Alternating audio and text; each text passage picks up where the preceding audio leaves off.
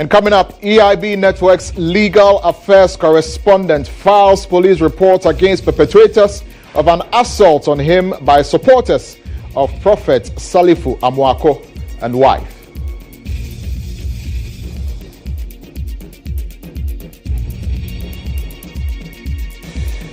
Minority piles pressure on the Speaker of Parliament, Alban Bagbin, to declare 4 MP seats vacant as he readies ruling on the matter.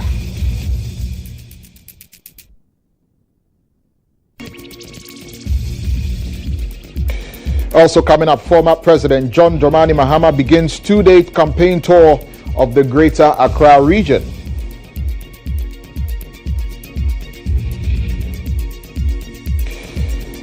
And also, Africa Center for Energy Policy urges Ghanaians to brace up for more power outages as Sona Nasogli Power Limited announces a shutdown over ECG debt. We've got details of all of these stories and more making the newsroom bulletin today. Do stay tuned.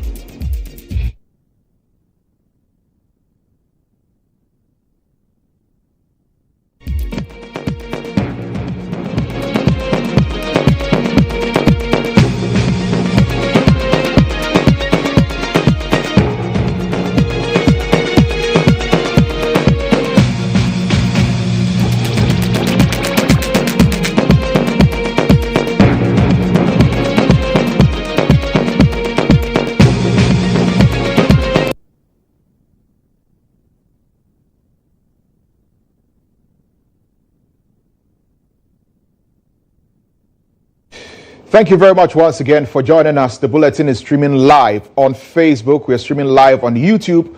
We are on your free-to-air channel. You can also connect with us on all our social media handles, Facebook, X, and Instagram, and of course, YouTube with a handle at GHOne TV. Legal affairs correspondent of the EIB network, Murtala Inusa, has formally filed a police report at the ministry's police station in Accra following some injuries he sustained yesterday in the line of duty. The attack came from supporters of Prophet Salifu Amoako, as Murtala Inusa was gathering footage at the court where the clergyman had been, and also at the station where the clergyman had been in custody, and for allowing his son to drive without a license. Now, Murtala Inusa narrated that the unscrupulous persons damaged his phone on top of the attack. Now, let's take a look at excerpts of this assault yesterday.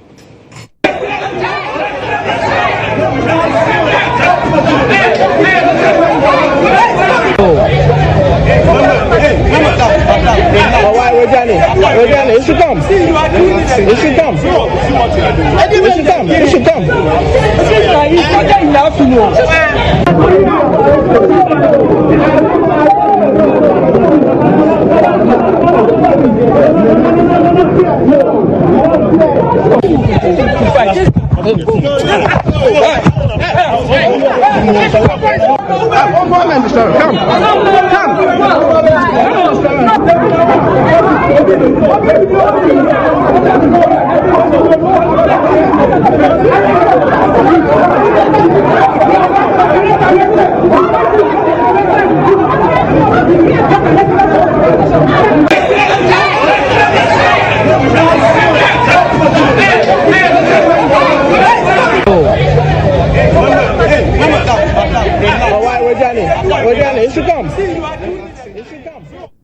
Now, Murtala Inusa was recently adjudged the best court correspondent of the year by the Judicial Service Staff Association. And let's get a reaction from the assault from one of their very own, Abdullahi Yakubu. He joins us. He is the secretary for JUSAC. Thank you very much for joining us here on GHOne TV. And what is your immediate reaction to this unfortunate incident of an assault on the man that you and your association are judged as the best court correspondent in his line of duty?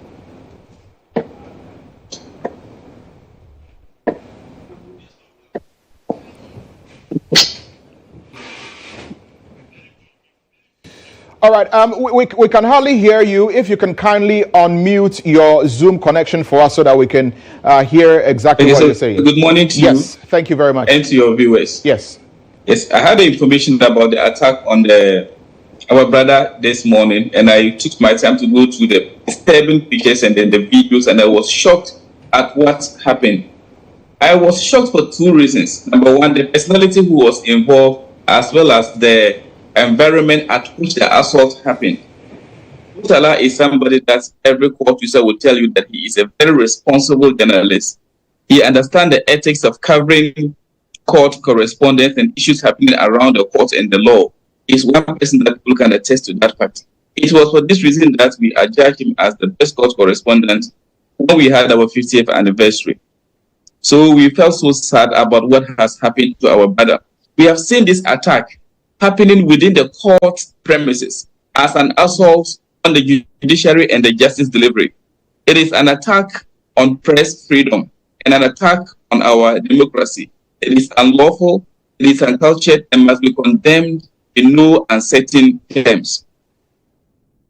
We are happy that he has filed a complaint at the ministry's police station, and then we are hoping that we will follow through with this matter so that anybody who is culpable in this will be dealt with in accordance with the law, to serve as a deterrent for people who may want to repeat such conduct on journalists, either within the court premises or outside the court premises.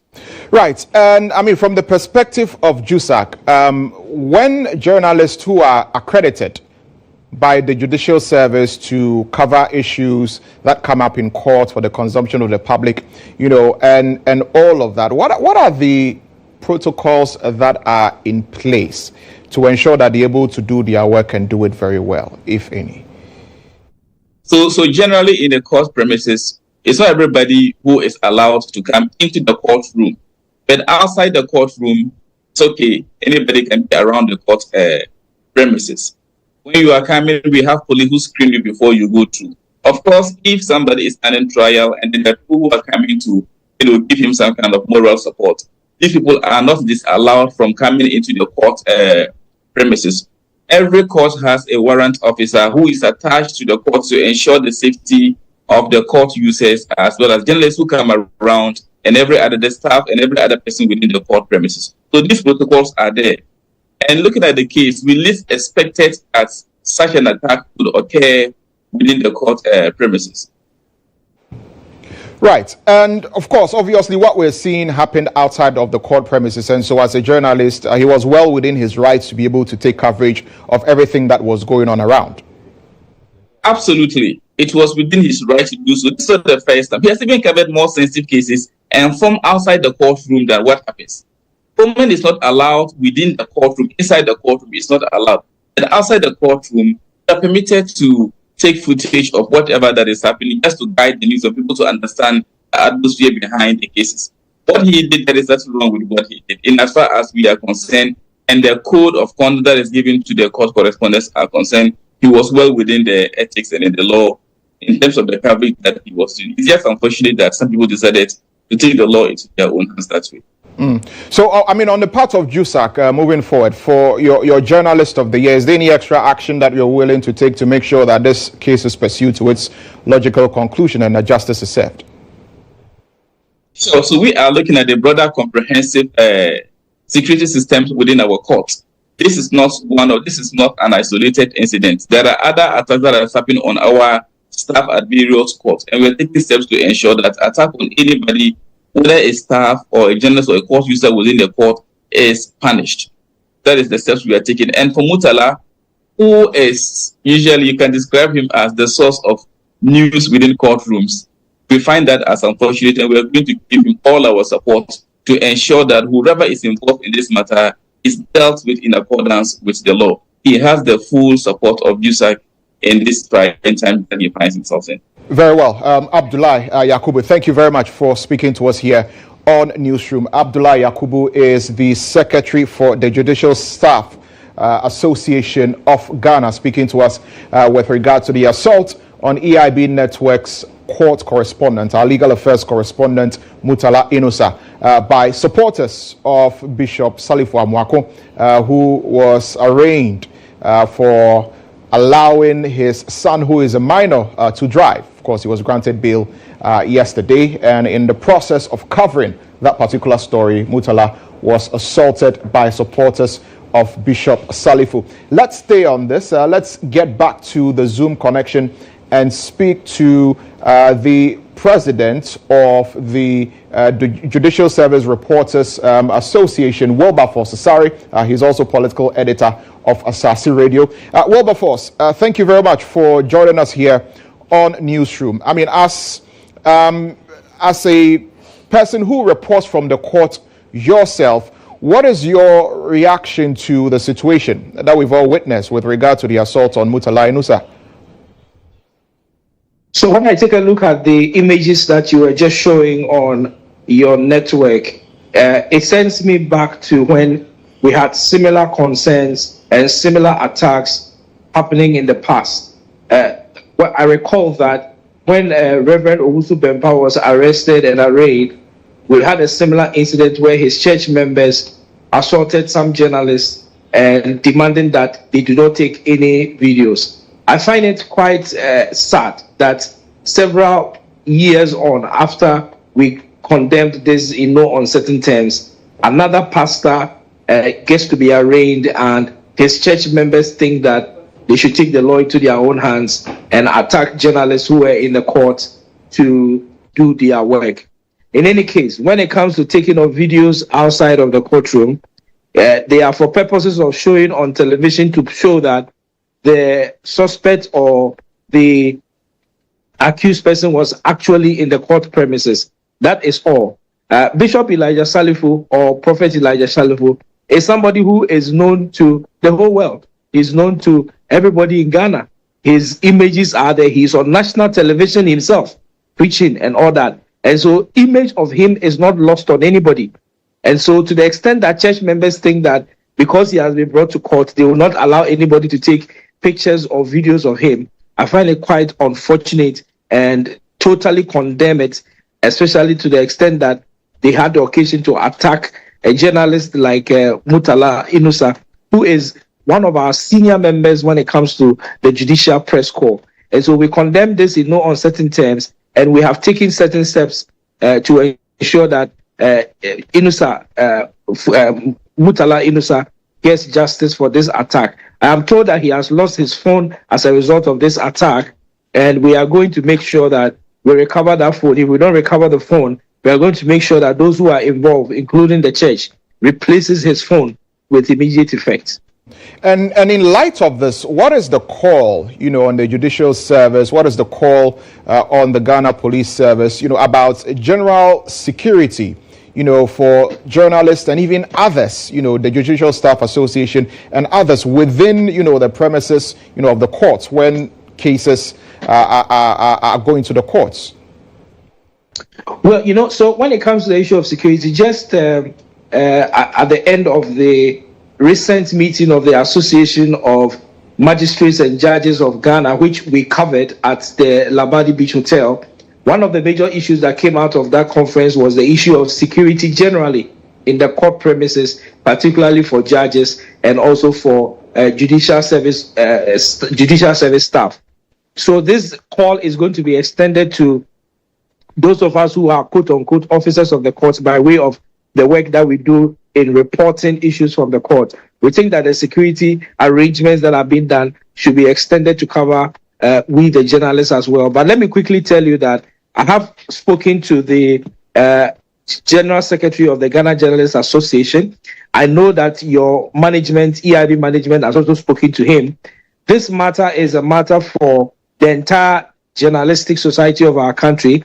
And so we members of the Judicial Press Corps think that the Ghana Journalists Association to take charge of this and to issue an all-encompassing statement condemning this and making demands on behalf of Murtala Inusa and on behalf of the Judicial Press Corps. Would have loved to take this up ourselves, but we think that we should elevate it to our parent organization, which is the Ghana Journalists Association, and they should be seen championing the cause to ensure that what needs to be done is done and the needful is achieved. Very well, Wilberforce. Thank you very much for speaking to us this morning here on Newsroom. Wilberforce Asare is the president of the Judicial Press Corps, commenting on the assault of one of their colleagues, very own legal affairs correspondent Murtala Inusa. Now, in light of these recent assaults on Murtala on the premises of the court, there are growing concerns about the security measures that are in place during high-profile cases, and this attack occurred while only a handful of unarmed police officers were present, in stark contrast to the heavy police presence we've seen in other cases, such as during the anti-Galamsey protests, among other things. Now, to help us unpack the security lapses and their implications, we're joined by security analyst Adib Sani, who will provide an insight into what went wrong and how we can prevent such incidents. Adib, thank you very much for joining us here on GHOne Television. Welcome to the bulletin. From where you said, how concerning is it that an assault on journalists could occur at the premises of a court where we expect a very secure environment? Well, it is an affront to the very values of the Ghanaian society. It is an insult on the judiciary that is supposed to safeguard the rights of the people. There is absolutely nothing fundamentally or intrinsically wrong with a journalist doing his job. And if this happens at the court premises, and immediately that lunatic or lunatics are not arrested by the police, trust me, it begins the question of whether indeed the police is complicit in this or not. I am particularly very disappointed by the fact that such an assault can happen with police present, yet the assailant is not immediately apprehended. I am very shocked about it. And trust me, and I'm saying this for the record, if these lunatics are not arrested and brought to book, I would never ever respect the police again. Enough of this. Enough. No wonder we keep losing points, in terms of the global press freedom rankings because of issues like this. The journalist is there to do his work at the court premises. I'm not a lawyer, but I do know it's a public space, and he is not doing anything illegal by taking a video or a picture of what was going on. So on what basis would the journalist be treated in this manner? Yes, the police doesn't take action. I think this should stop. Enough is enough. I don't know. I'm not watching TV. I just hope that you have gotten still images of the assailant. And I would entreat you to publish it as far as it can get. So the police act on the matter to serve as a deterrent to other lunatics or would-be lunatics who have turned their trade into attacking, journalists. Enough is enough. And this is very unfortunate. And I'm hoping that the police would give it the importance, the attention it deserves. So we stop people in their tracks because it's becoming one too many. And we have seen a consistent pattern of such behavior, especially nowhere else but the court. And that is what really shocks me to the very core. Right, and in all of this, what would you say went wrong with the security planning for Archbishop Papanko's case? Of course, in other cases, high-profile cases, we've seen very heavy police presence. In one case, in the assault, in the demonstration of the Galamsey demonstration case, and what have you, we saw very heavy security presence. But in this one, we just saw very few policemen. What do you think went wrong with regard to the security arrangements? Well, sometimes the number of security personnel or the arrangement is very much dependent on the intel or the nature of the case. For example, in the case of Democracy Hub, definitely there's the possibility that their supporters or people they inspire would show up in their numbers. And so the police needed to be there in their numbers also. The case, involving other high-profile political elements would obviously invariably elicit some type of response in the form of protest within the court premises. In the past, we have had similar cases of high-profile religious men, men of God, like the case of Obinni. And I remember clearly that during that time too, media personnel were attacked. Okay? And I remember also Agrada, when she was also going to the court, media personnel were attacked. And one of her spokesperson, who later she fell out with, was even on camera castigating and insulting a journalist at the court premises. Okay? So I was thinking that in the case of Asali Amako, knowing so well, the level of support base he had, the church members might show up in their numbers. The security would have to be beefed up. Security doesn't only have to be beefed up when it is political in nature. All right? On the other hand, even if we had a handful of police officers and an assault happens right in front of them and within the court premises, I would have expected that the police would immediately arrest the perpetrator or perpetrators. Unfortunately, as it stands, I'm not sure. Has anyone been arrested in that regard? Not yet, but we know that a complaint has been lodged at the police station, and so we would expect that the police will act on this. But thank you very much, Adib Sani, for speaking to us this morning here on Newsroom. Adib Sani is a security analyst. Staying on this a while longer, my colleague Nana Ama Akwa is in the studio with some reactions that you have had on social media. Nana Ama, what are people saying, or how are people reacting to this incident? Yes, Lantam, people are appalled just as we are. I mean, if you look at the visuals that have been rolling on the screen, you will see how our reporter was abused, basically. So when we go over to Instagram, Sconti says, Ghana Police Service arrest the attackers. These attacks on our media personnel must stop, indeed. Then we have Ms. Dopey here. Sorry, Captain Muntz. Maybe she knows him personally. Then Mechanical. Churchgoers are not Christians. Then we have Dave. This happening in our court. Sad, sad, sad. GH. Then we have our next comment. Shame on them. 2 innocent lives are lost due to negligence, and this is all they can think of. Then we have DJ Nana, who says, sadly, the angry mob have failed to appreciate the pain and grief of the family that lost their loved ones and channeling energy to attack a journalist rather than the wrongful act and impunity displayed by the accused. God save Ghana. We have Zulbab, only in Ghana that people fit fight at the court. Hey. Then we have on X, Jack. What was the reason behind the attack? Did he do anything wrong?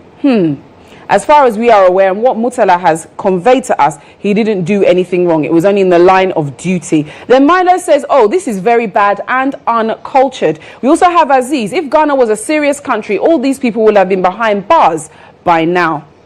And that is what we have on social media. Continue to send us your messages on Instagram, on Facebook, and on Twitter. We wish Mutala well and hope that these people will be arrested and charged. My name is Nanama Akwa. Lantam, back to you. Thank you very much, Nanama Akwa, with some of your reactions on social media as regards this matter. Let's switch our attention to some election-related matters on your Election Hub.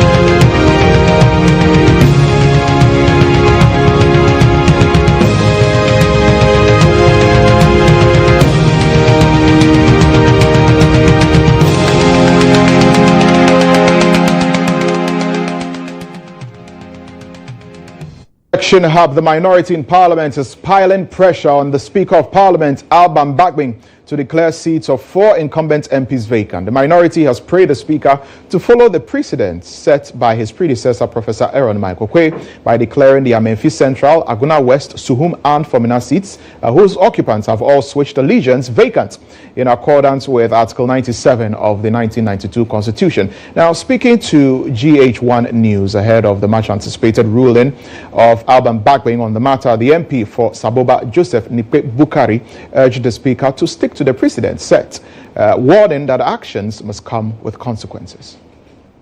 recall of Parliament is faced with a lot of challenges, but I feel they are normal and straightforward. We have to look at ourselves as being honest people, especially we those who are in the political arena. If honesty is not on our side, nobody will respect or listen to us. And so sometimes we do. They leave as legacy for us come tomorrow. And so if yesterday somebody behaved wrongly to Ibrahim and was punished, because it was Ibrahim that the fellow was punished, should the fellow do same to Bukhari? He should also be punished on the same grounds. So if it was good yesterday that we had our mouths right beneath our nose to speak straight to who that be, today it should be the same position the mouth should be and talking, not to be at our occiput and talking backwards. So if the form in which you came to Parliament, you must stay in Parliament to finish that parliamentary sitting or setting. So if you want to now divert or change from that, you should know that in the first place you have vacated your seat, which is normal.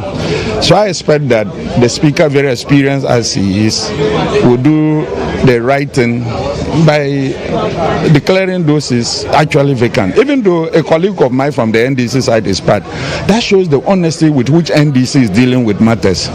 So if yesterday it was a worry to you and you had to throw away one of yours, today you should go by the same principles.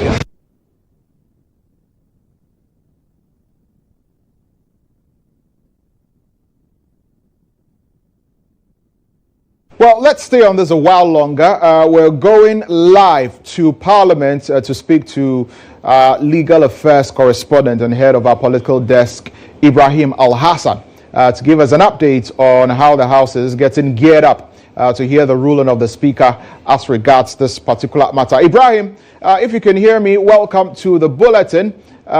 We know that you are in Parliament right now. Can you tell us what is happening and what the atmosphere is looking like with regard to the MPs getting geared up to hear Mr. Speaker's ruling on this matter?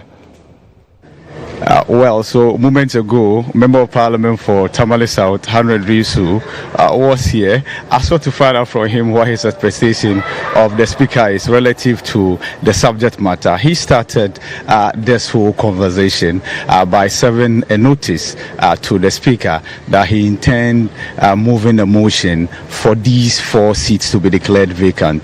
Subsequent to that, there was a statement from Dr. Kesela Toforsen, the minority leader, that the Speaker is expected to make a ruling on today. What I can tell you is that just as the arguments went the day that the statement was made, or the minority arguing in favor of the declaration of the seats as vacant, and then the majority equally arguing against any motion of such nature or any move of such nature, the story has not changed. Patrick Yabuama, Member of Parliament for Kankwe Central, who is a lawyer himself, says any decision that the Speaker takes will amount to contempt of court, because as you are aware, and I'm sure viewers are equally aware, the majority leader, Alexander Kwame Afenyo-Markin, has filed a process at the Supreme Court.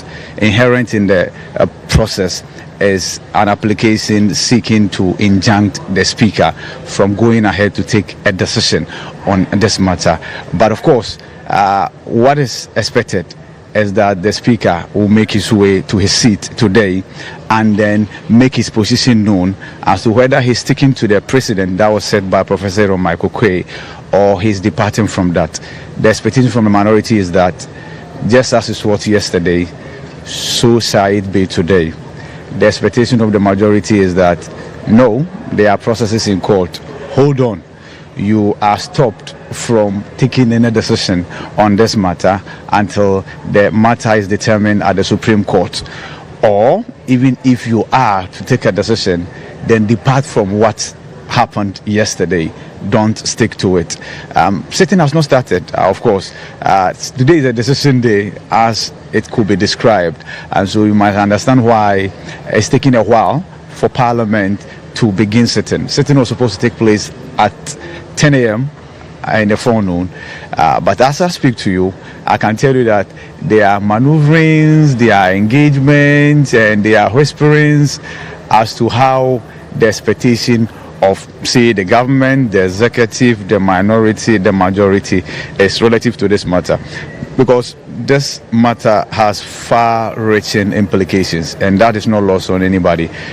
In the Speaker's words, as he decided to give himself 2 days to arrive at a decision, he had mentioned that he needed to do consultation, consulting legal brains, consulting other stakeholders before he makes a determination as to where the gavel should fall. Lantam. Well, thank you very much, Ibrahim Al-Hassan, for bringing us that update from Parliament. Of course, we'll be counting on you to bring us some more updates when the sitting starts proper.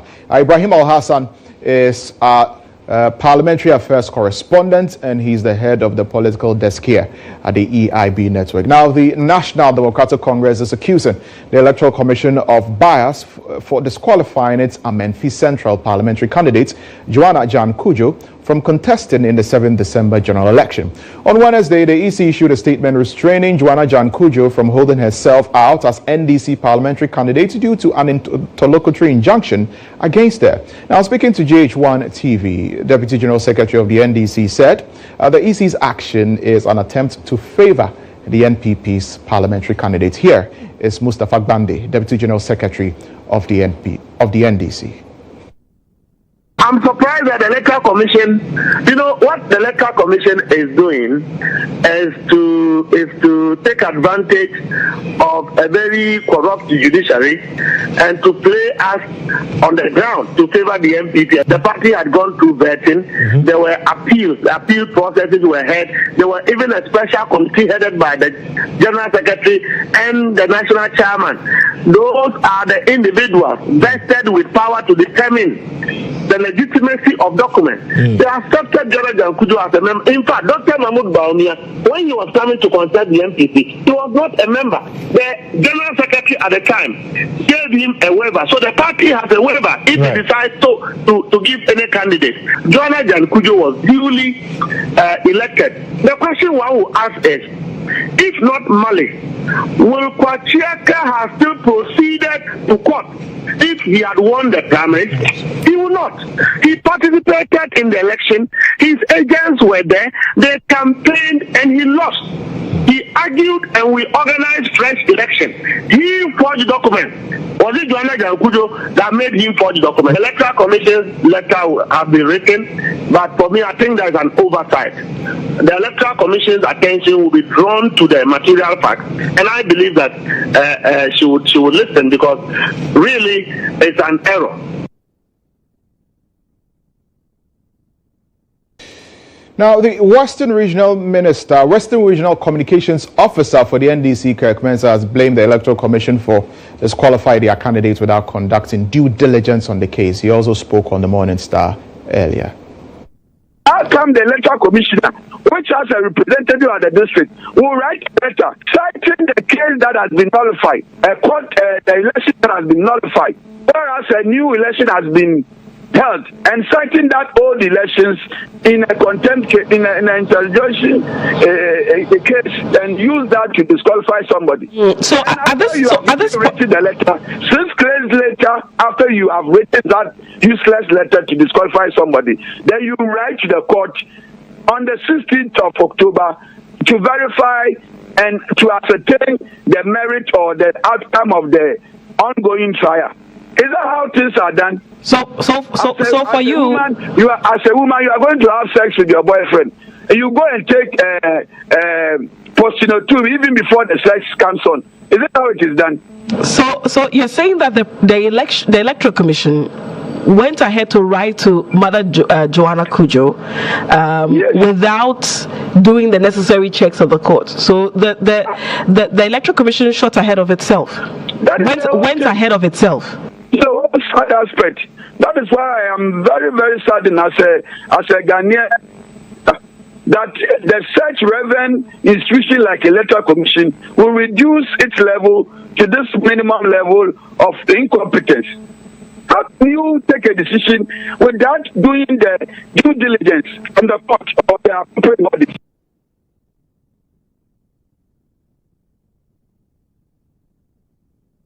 Well, that's it for your Election Hub on Newsroom today.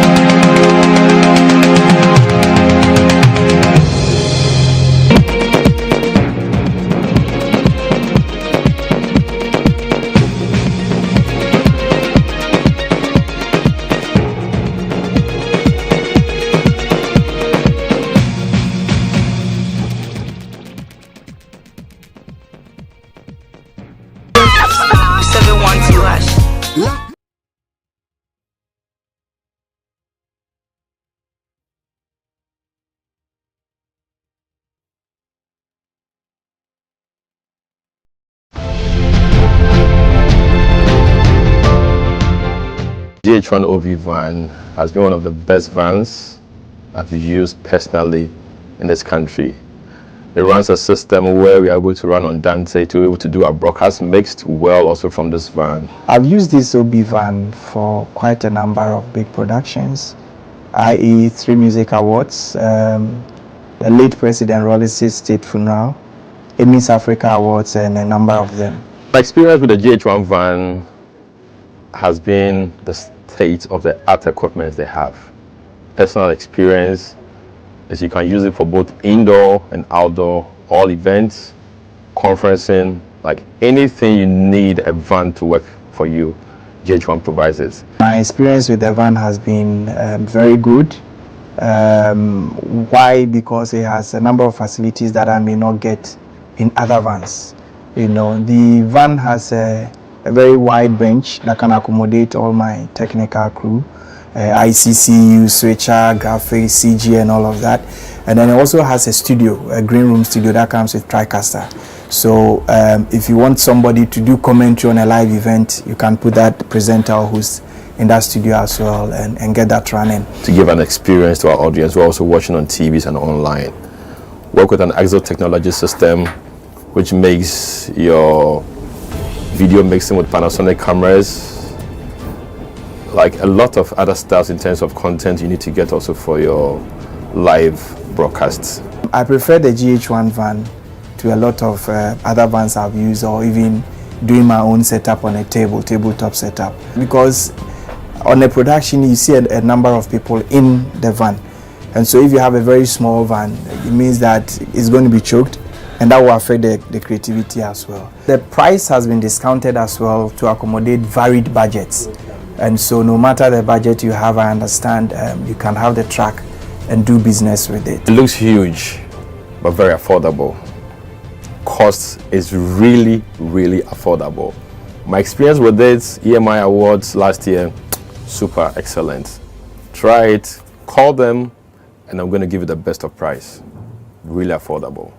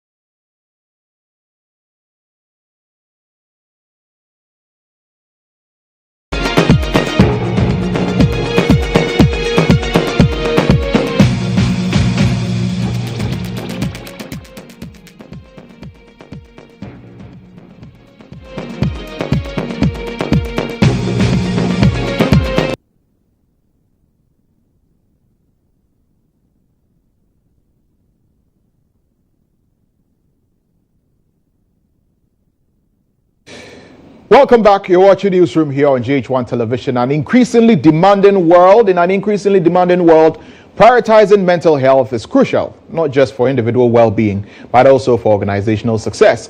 The 5th Annual Employee Assistance Program EAP Africa Summit, organized by the Supreme Healthcare Management Services and held in Accra, highlighted mental health in workplaces. Now, the gathering, which is an integral part of Ghana's mental health awareness initiative, brings together stakeholders, mental health experts, to talk about strategies to enhance well-being and increase workplace productivity.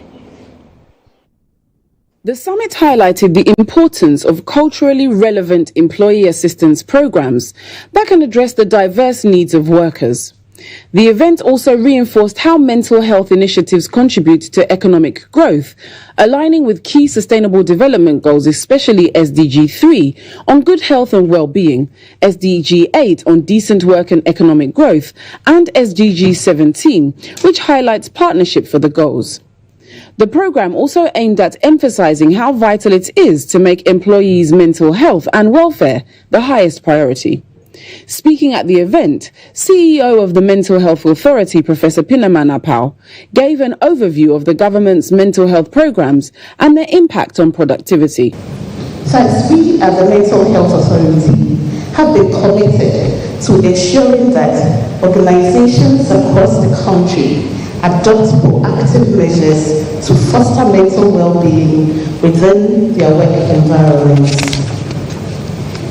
In 2021, Ghana launched a comprehensive national mental health policy under the leadership of the Ministry of Health. A central component of this policy focuses on workplace mental health, recognizing the critical role that employment plays in individuals' mental well-being. CEO of Telecel Ghana, Patricia Obonai, highlighted her company's strong focus on employee well-being and mental health. Over the years, mental health issues have been a steady rise globally, associated further by the onset of COVID-19. Conversations around mental health have been shrouded in taboo and a lack of awareness. Thus, supporting mental health and well-being in the workplace is integral to 3 sustainable development goals, which are the 3, 8, and 10. Speaking to the media on the sidelines of the event, Managing Director of the Supreme Healthcare Management Services, Patience Osetri, emphasized the necessity for employers to support and promote mental health awareness. It's a bit difficult and challenging to get people to understand that perspective, because if you're not well, and I don't mean if you're not well, if you're not functioning very well mentally, or you've got things that is distracting you from work, there's no way you'll be able to focus. Now, Rana Motors is commemorating 30 years of its flagship compact SUV, the Kia Sportage. We've got details of this story and more coming up on the business segment.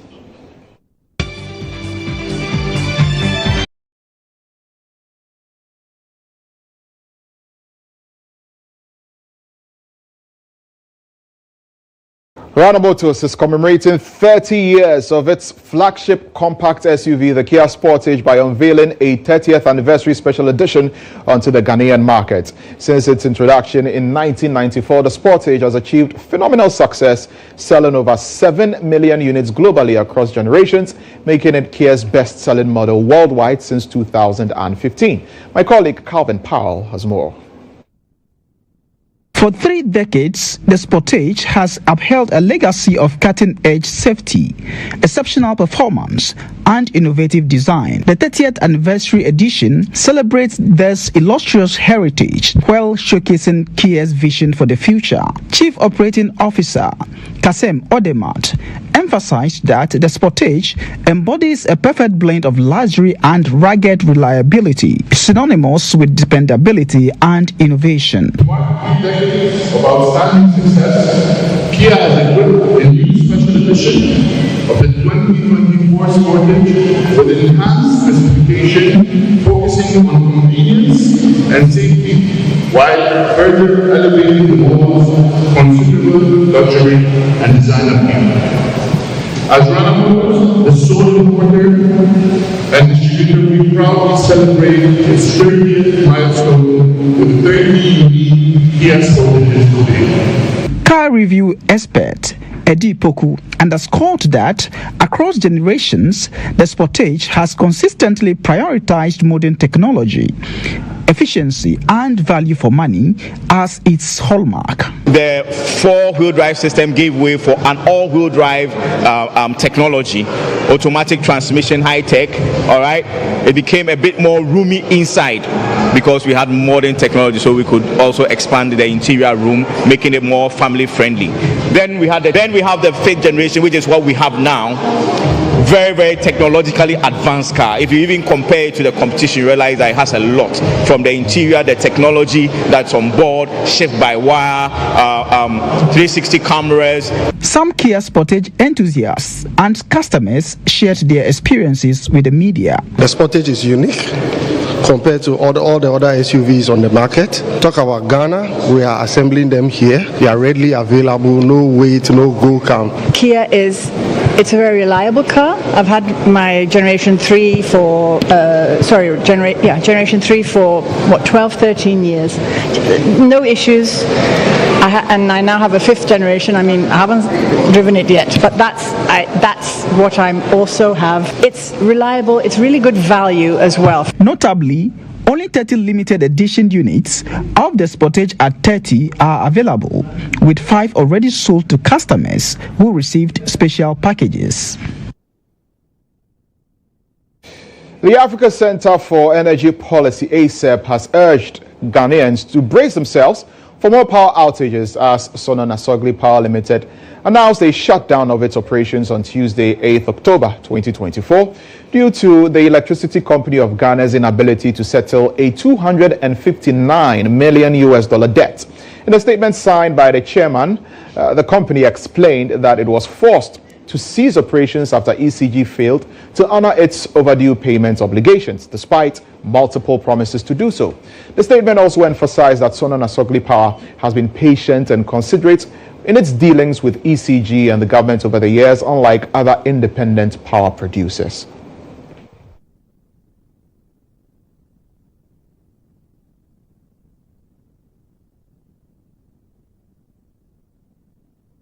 Now, joining us via Zoom for a conversation is the policy lead, petroleum and conventional energy at the Africa Center for Energy Policy, that's ACEP, Kojo Yauche. Thank you very much, Kojo, for joining us here on Newsroom. How significant will be the shutdown of Sono Nasogli on our power supply in this country?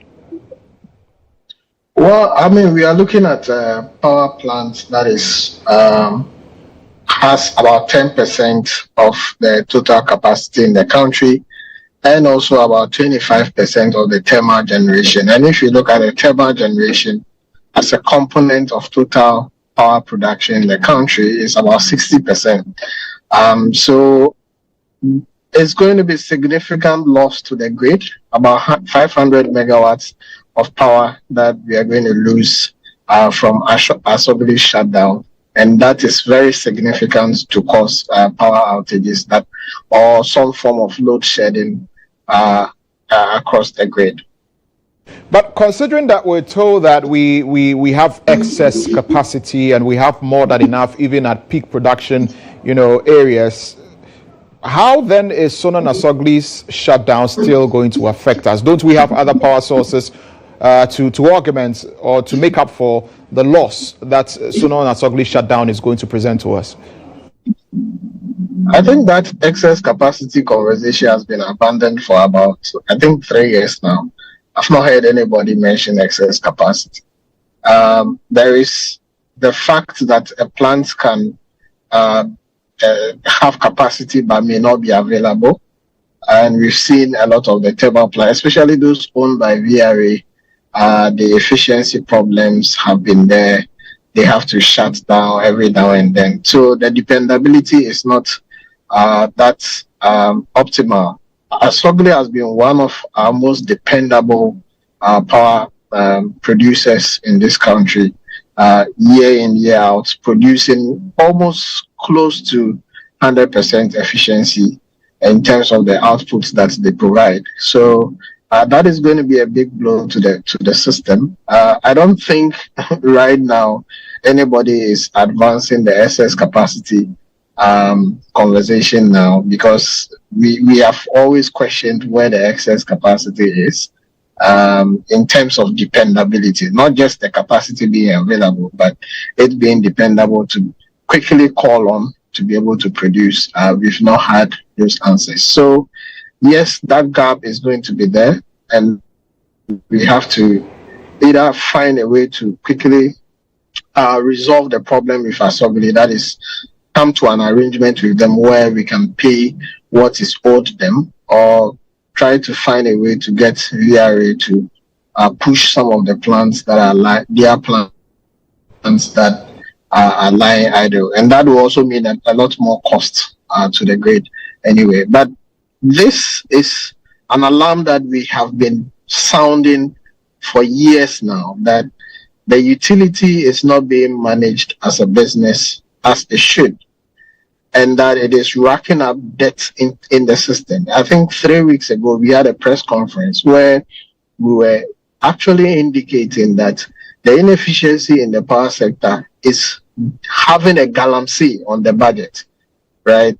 Time and again, we've seen governments come in to recover some of these liabilities that are in the power sector. We've been doing on the average about $1.5 billion every year to recover the under recoveries. And that means that we are robbing the people of Ghana social investment, because these are monies that could go into education, into health, building more roads, more hospitals, to improve the welfare of citizens. Yet we are pumping it into a power sector that everybody is neglecting the problem that is there. That is the debt accumulation.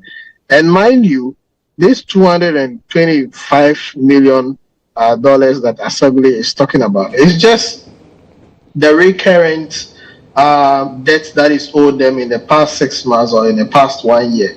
There is also the issue of the legacy debts that is owed them, the IPP debts that government keeps communicating that they are renegotiating. That is also outstanding. So essentially means there's a lot that is wrong with the energy sector that we need to deal with. But we're going to have to end our conversation here, and I'm pretty sure we'll pick this up again in our subsequent bulletin. But I'm very grateful that you've spoken to us here on Newsroom. Thank you very much. And you just heard us speak to ASEP. We've just spoken to policy lead for ASEP, Kujo Yauche. He's Petroleum and Conventional Energy Policy Lead at ASEP. Up next, sports.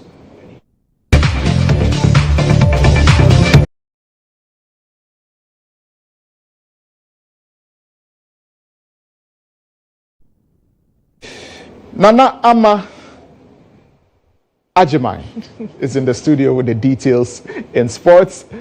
Nana Ama. Hi, Lantam. I hear there is an apology somewhere. Yeah, captain of the side, Muhammad Kudos, has apologized to Ghana. He says they are sorry. Moving forward, they will do better. So in this afternoon, Black Stars midfielder Muhammad Kudos has apologized to Ghanaians following the team's lackluster performance against Sudan during the October international break in the 2025 African Cup of Nations qualifier. Otuado's side played out a 0-0 draw at Accra Sports Stadium following losing 2-0 in Libya in a reverse fixture. The team's performance in both games adds to the unimpressive run of form since June, with fans expressing disappointment in the team. Muhammad Kudos, who was made the team's captain in the absence of Thomas Partey, has come out with a statement apologizing to Ghanaians for the Black Stars outing. The results from the two games leaves Ghana on the verge of missing out on a place in point and South Sudan, who are in second by 5 points.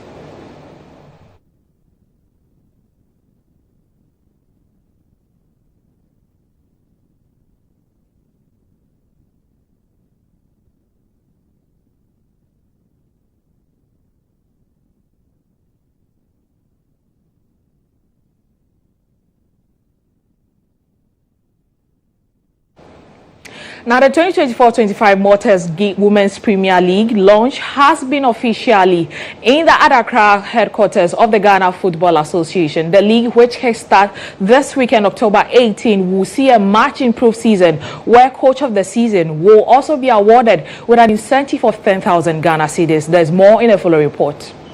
This year's season event is dubbed Top Career Women in Football.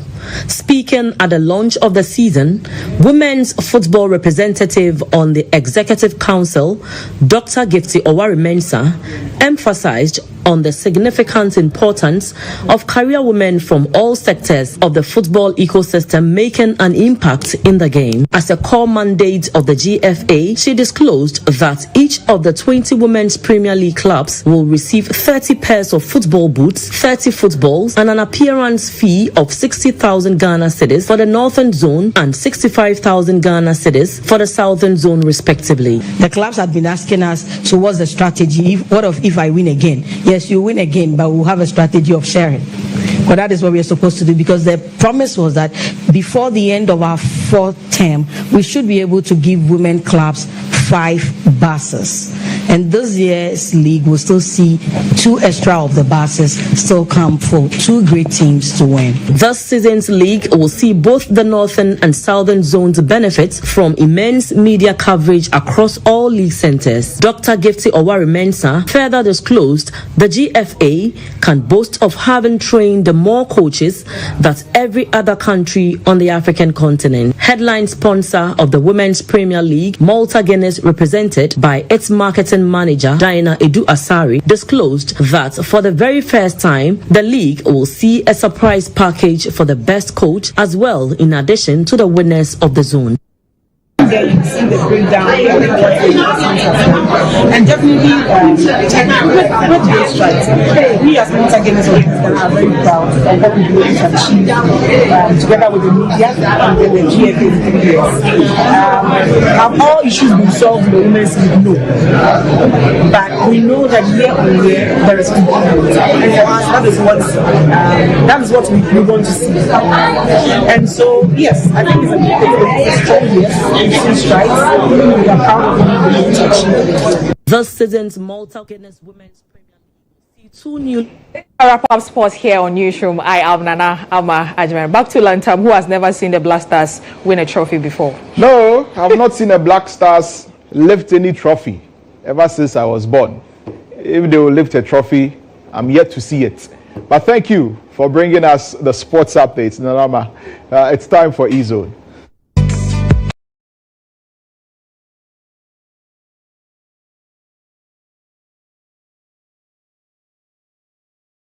Proclaimed dancehall king Shatta Wale managed to capture the attention of the Vice President Alhaji Dr. Mahmoud Bawumia during an engagement with stakeholders of the creative arts sector on October 16, 2024.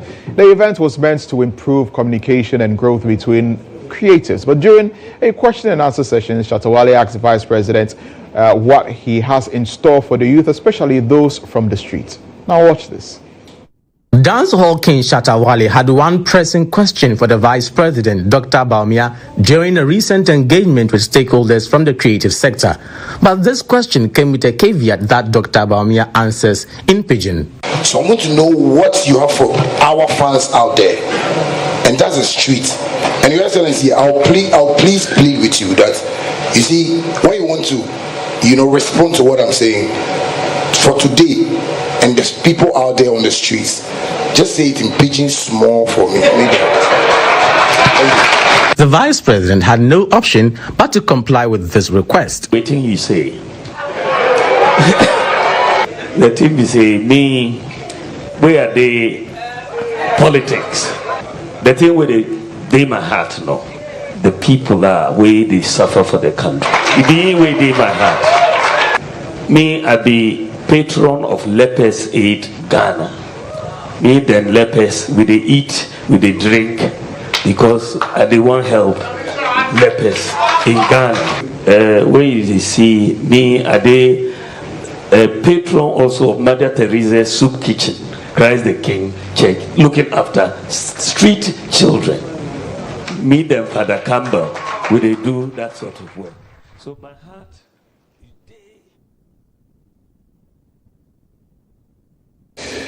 Well, should do it for Newsroom here on GHOne Television. Thank you very much for watching. For more news, log on to starfm.com.gh. My name is Lantam Papanko. Have a good day.